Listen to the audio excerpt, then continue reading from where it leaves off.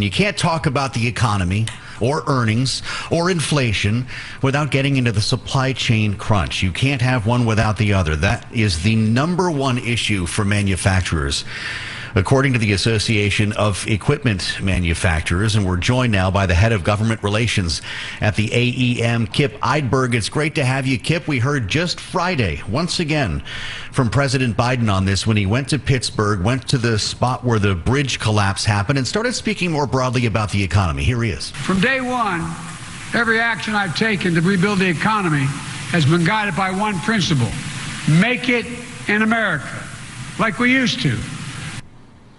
But Kip, is the Biden administration doing enough to get to this issue?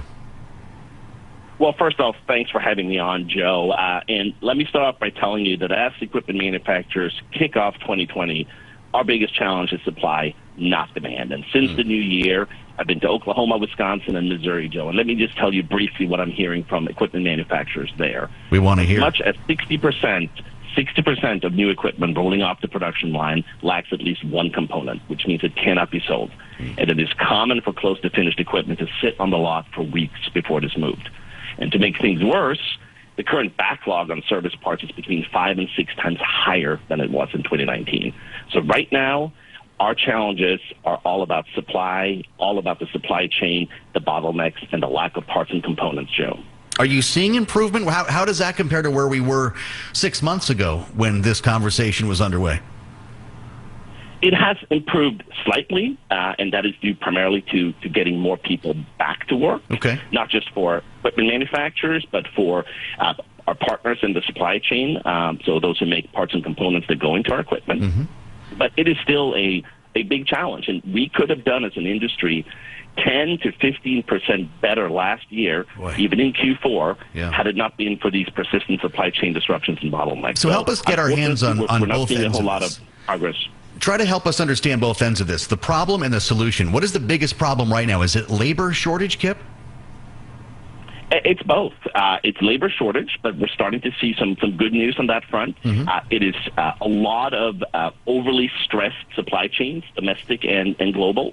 There's not enough parts and components being made, and when they are made, it takes far too long to move them from point A to point B. Doesn't that come down to a labor shortage as well? We don't have enough truckers, right?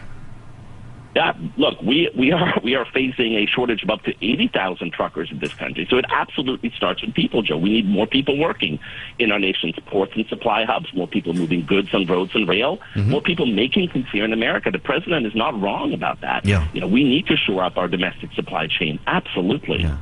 So then how do you fix it is the question. How do you get more people back to work to resolve this? Well, I think Washington needs to get serious about delivering the right mix of targeted policies along with capital investment and infrastructure.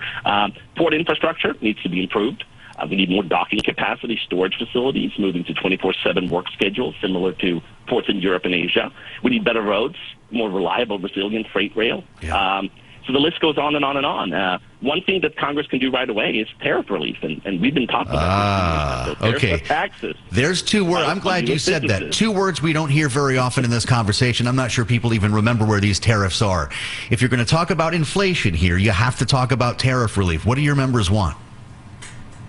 Well, they want just that, Joe, and I'm glad you're bringing this up. Tariff relief.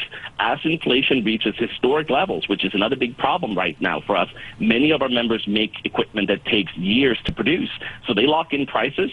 They see costs go up due to inflation, and they are unable to pass those along to customers, right? So we need to remove these taxes on critical inputs. Tariffs on steel, for example. Last year, the cost of steel, hot rolled coil, hit over $1,500 a ton. Yeah. And that's just one example. So is it as simple as reversing Trump tariffs, or does this go back further than the Trump administration?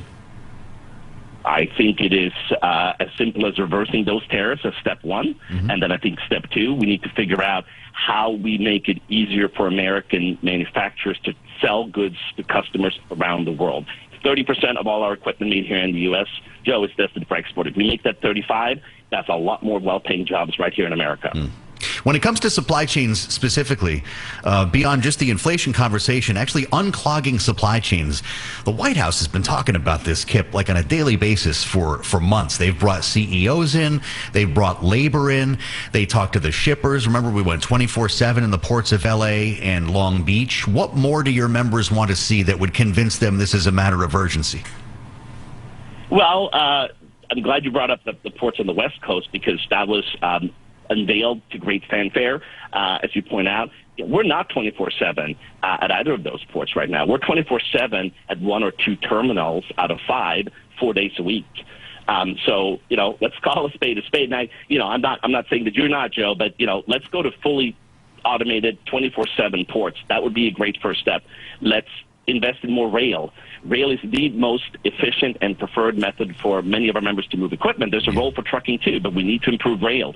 Then we need to have more truck drivers. And then we need to make it more competitive to make things here in America. And those are, tariffs going away, and better policies when it comes to employing people. You want to see that competition and innovation bill passed? You're familiar with this. It includes the CHIP Act. They say this will help to get done some of the things you're calling for.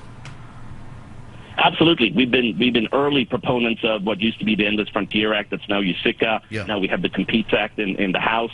Absolutely. If we can make more critical inputs that go into equipment, and these days you've got a chip in just about any piece of equipment, right, including implements and attachments. We make those here in America. That will help address some of those domestic supply chain challenges, Joe. We're expecting a tough jobs report on Friday. We talked to Labor Secretary Marty Walsh about it a little bit earlier in the broadcast. A lot of this has to do with Omicron.